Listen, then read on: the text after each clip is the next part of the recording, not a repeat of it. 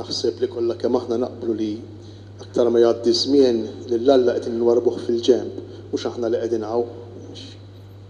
Forsi għalina għallu importanti, forsi għalhekk qegħdin hawn. Però dan ma jfissirx li l-bniedem ma baqlux bżonn ta' Alla. Anzi, iktar ma nwarbu lill-Alla fil-ġenb, iktar imbagħad noħolqu Allat oħra. Pereżempju l-Alla tas-superstizzjoni. Dan ibża jekk nara qattusa sewda għaddejja, jew jekk ngħaddi minn taħt sellowm, u s-superstizzjonijiet l-oħra kollha. U nibda mbaħħar la u mbaħħar le. U ma nemminx għax ma nemminx f'Alla ta' veru. Imma kultant anki aħna li nemmnu f'Alla, u forsi nkunu minn għalina li nemmnu f'Alla, aħna qegħdin kollha kemm aħna f'mixja ta' konverżjoni. U allura għandna bżonn kollha kemm aħna niskopru u narfu min hu verament dan Alla tagħna. Kieku narfu min hu Alla tagħna naħseb li forsi nipprekupaw inqas ruħna bil-flus. Sakemm ikollok biex tgħix u sakemm ikollok dar fejn toqgħod, kieku naħseb li ma noħolqux Alla ieħor mill-flus, naħseb li kultant il-flus għamilnihom ftit Alla tagħna.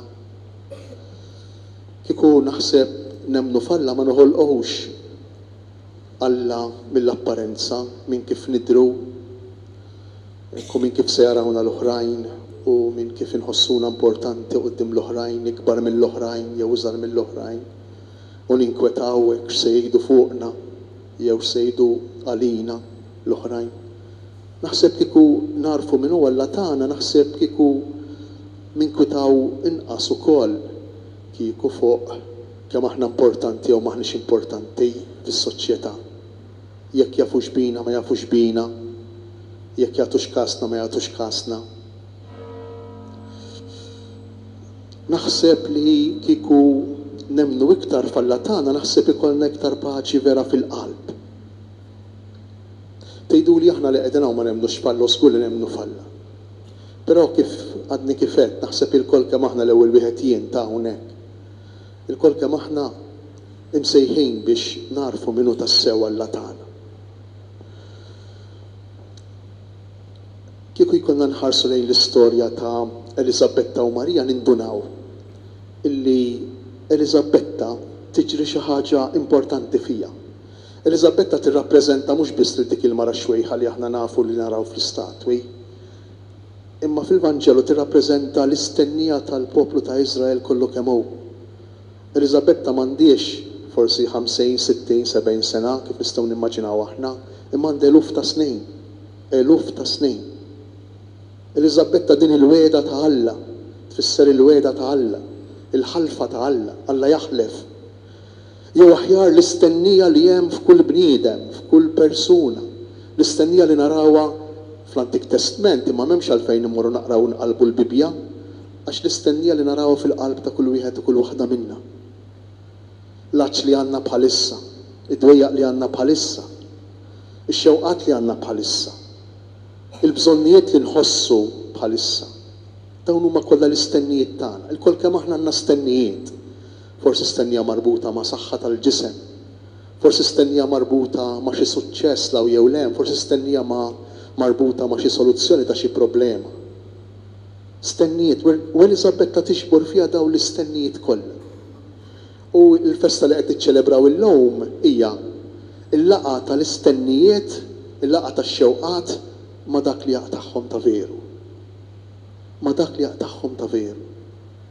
Dak li kienet iġġor Marija fija huwa dak li jaqta' x-xewqat li hemm fil-qalb ta' kull wieħed u kull waħda minnha.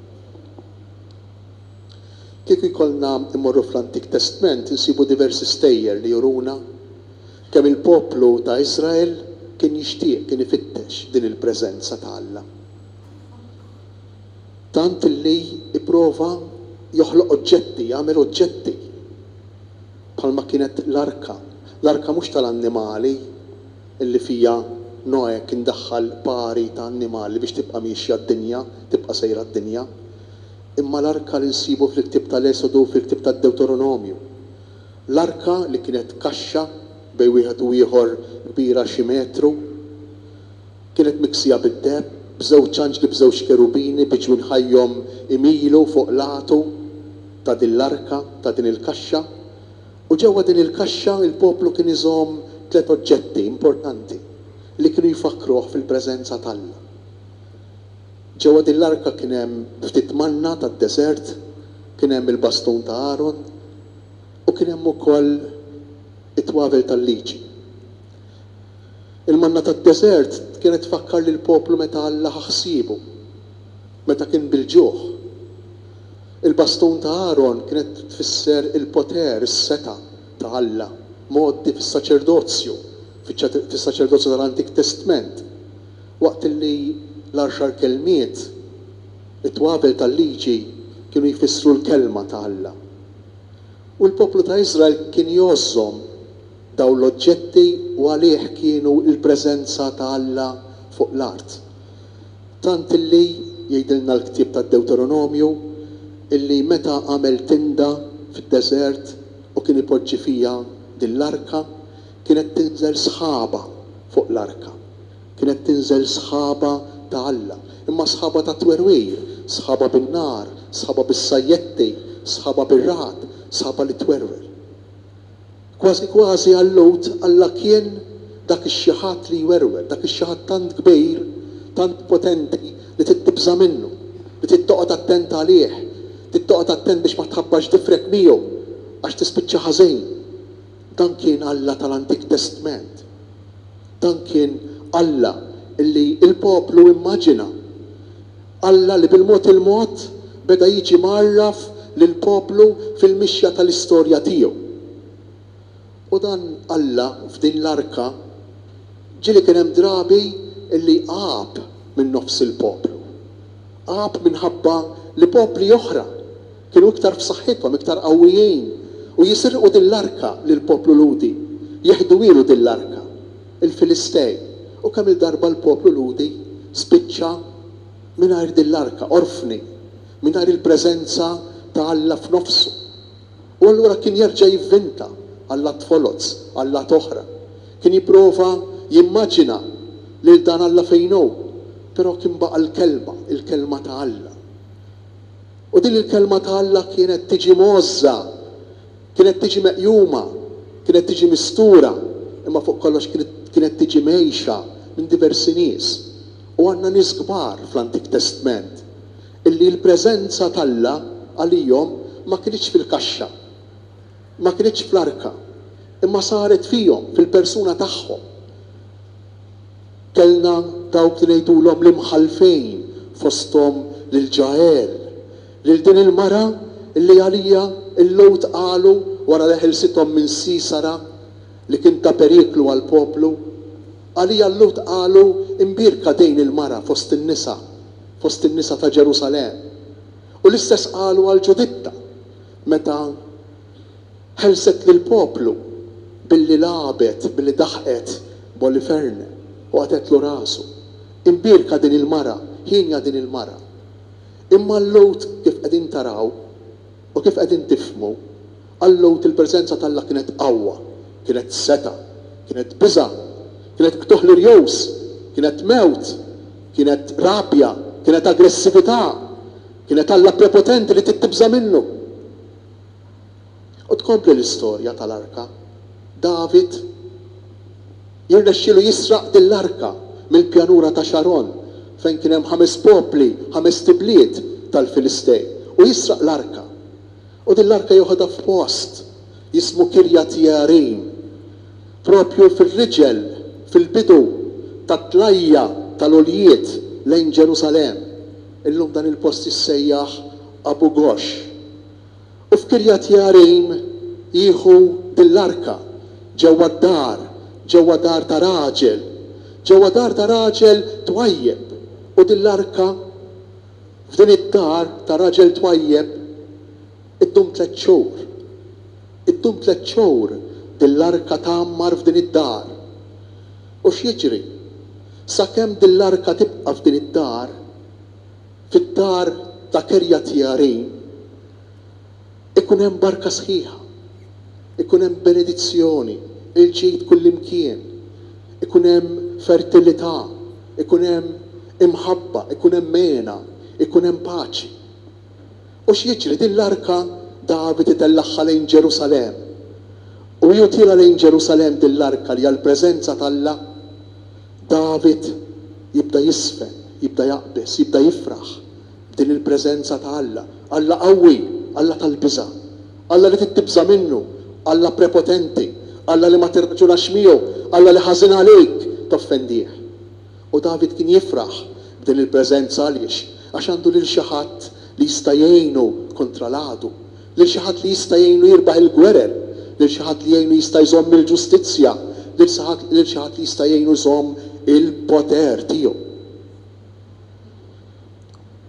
U David jisfen quddiem l-arka. Imma mhux biss jisfen u jaqbes quddiem l-arka. Imma toħroġ lu espressjoni. Min fejn ġini dan? Min fejn ġini dan? Jgħid David fit-tieni ktieb ta' Samwel. Min fejn ġini dan li l-amara ta' Alla tiġi għandi, li din l-arka ta' Alla tiġi għandi. Jiena naħseb li l-kol kemm intom indunajtu li dawn il-vrows li qegħdin insemmu tal-Antik Testament kollha kemm huma jinsabu fil-ġrajja li għadna kemm smajna. Kollha kemm intom indunajtu illi f'dawk il-jiem hekk jibda l-Vanġelu tal-lum, f'dawk il-jiem Salluqa qiegħed jirreferi għal meta l-anġlu jidher lil Marija u x'qalilha lil Marija. Il-qawwa tal-għoli, id-del tal-għoli, is-sħaba tal-għoli tixħed id-del tagħha fuqek. X'jiġifieri? Issa jien il-preżenza l-ġdida ta' Alla.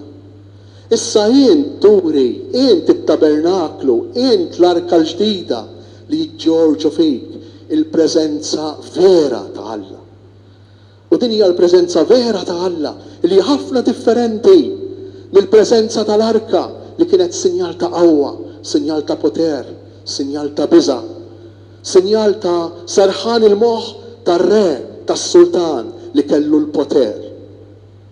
Jiena naħseb li l-kol kemm aħna għadna niftakru li Salluqa qalilna u Marija telqet tħaffef tiġri lejn il-għoljiet.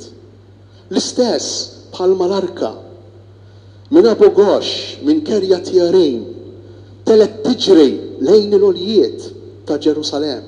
Bl-istess mod il-preżenza l-ġdida ta' Alla, Ġesu fil-ġuf ta' Marija, jersaq lejn il-għoljiet ta' Għajn Karem, lejn il-għoljiet ta' Qasir il-Emba. X'inhu Qasir il-Emba? Għajn Karem tfisser l-għajn ta' dwieli, jew inkella l-għajn l-asejr ta' dwieli, l-asejr il-Emba. U Qasir il-Emba huwa l-imbejt kif Betlehem hija d-dar tal-ħobs.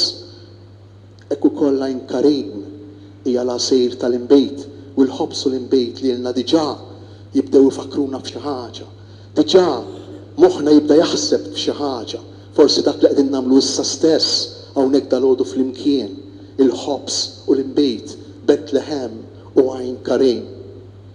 U x'jiġri meta titla' din l-arka, meta Marija tmur lejn il-għoljiet u tidħol fid-dar ta' Zakkarija, id-dar ta' Zakkarija, Iżrael, l-istennija, issellem lill-Elisabetta lil dik li kienet verament tistenna ix-xewqat profondi tal-bniedem.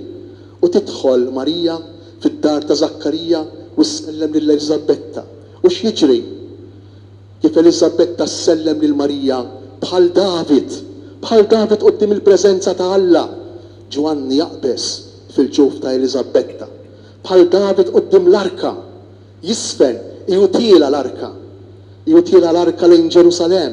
Hekk ukoll Ġwanni jaraf il-preżenza l-ġdida ta' Alla, jew aħjar il-preżenza vera, awtentika ta' Alla f'Marija. U tkompli Elisabetta, imbirka inti fost in-nisa, l-istess kliem illi jingħata l-ġael u għall-ġuditta għax kellhom fihom il-kelma ta' Alla.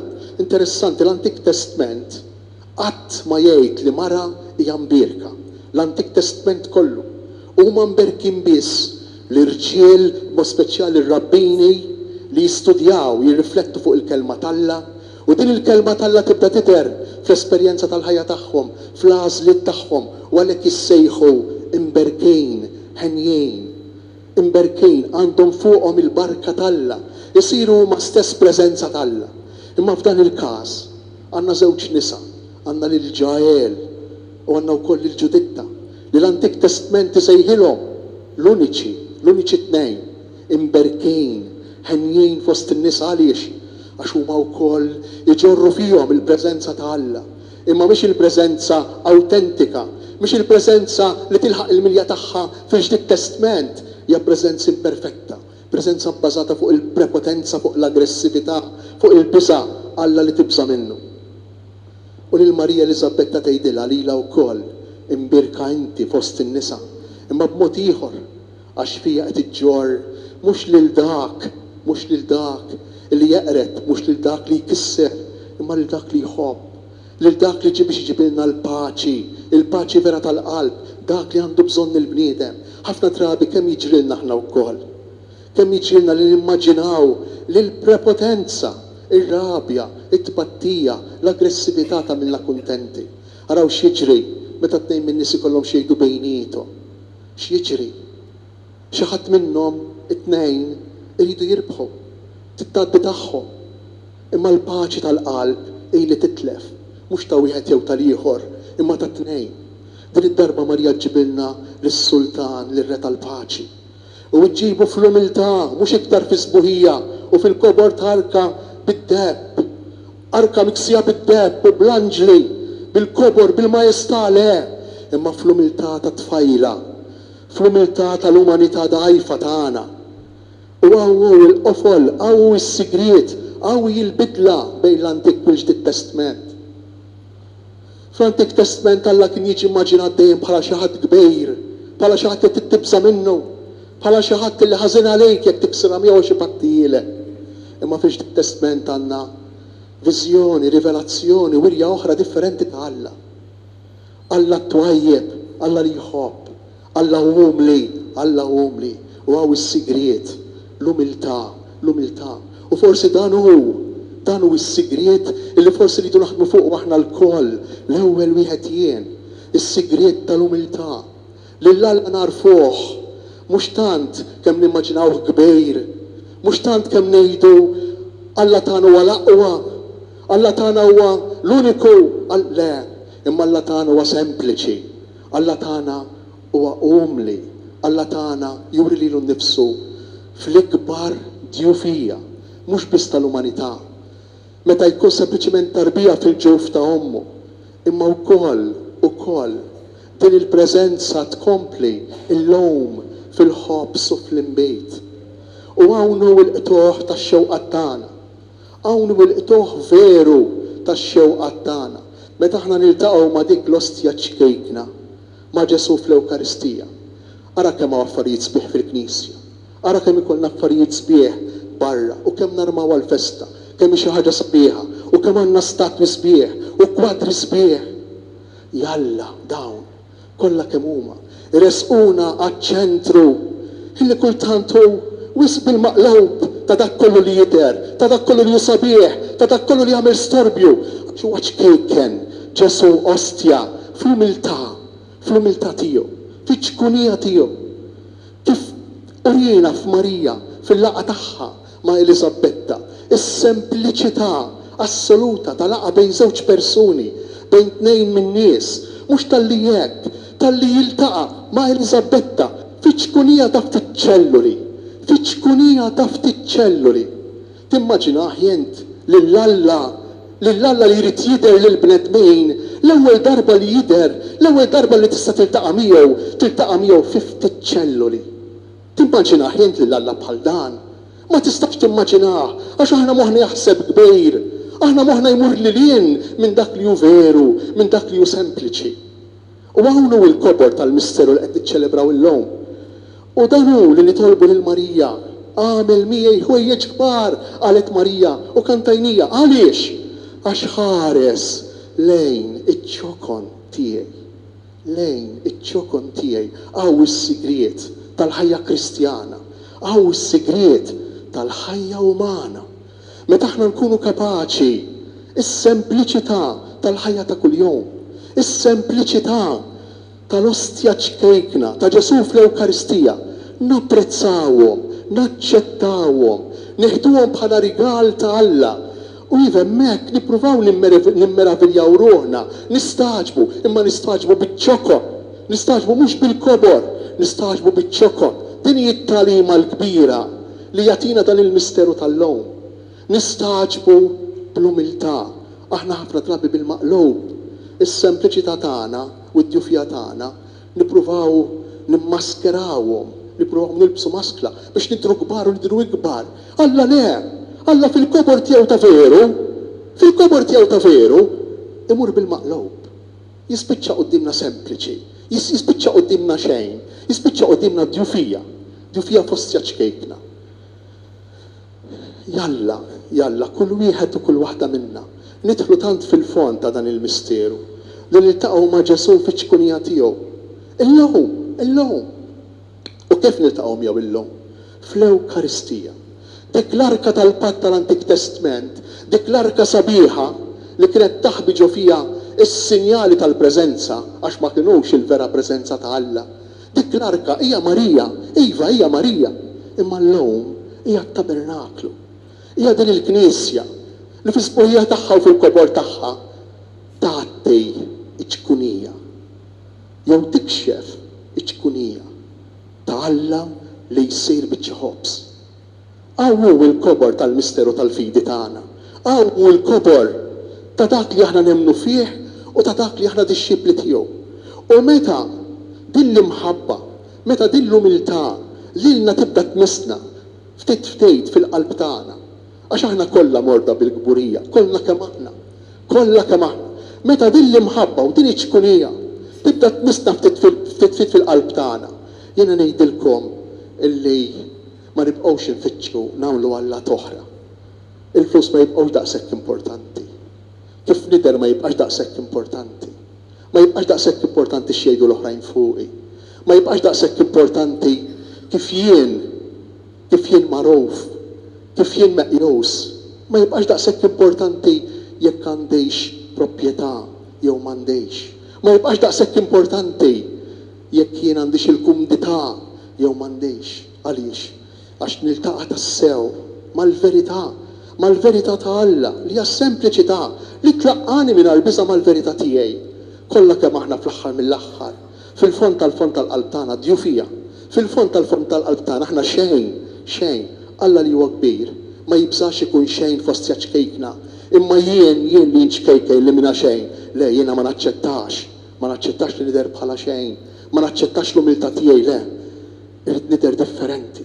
Ew nitolbuh lil mulej l-lum bl-interċessjoni ta' Marija u Elisabetta biex nidħlu fil-profondità ta' dan il-misteru u narfu nindunaw li jekk irridu li x-xewqat veri tagħna, ix-xewqat veri profondi tagħna jiġu maqtuha, dan jista' jsir biss meta aħna nkunu umli bħal Marija u Elisabetta u naċċettaw id-don sempliċi ta' Alla din l-Ewkaristija.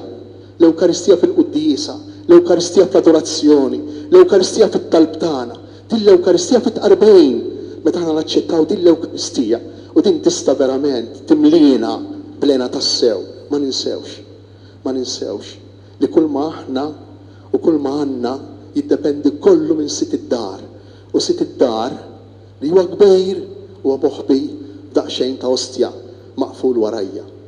Ikun infraħħar Ġesu Kristu.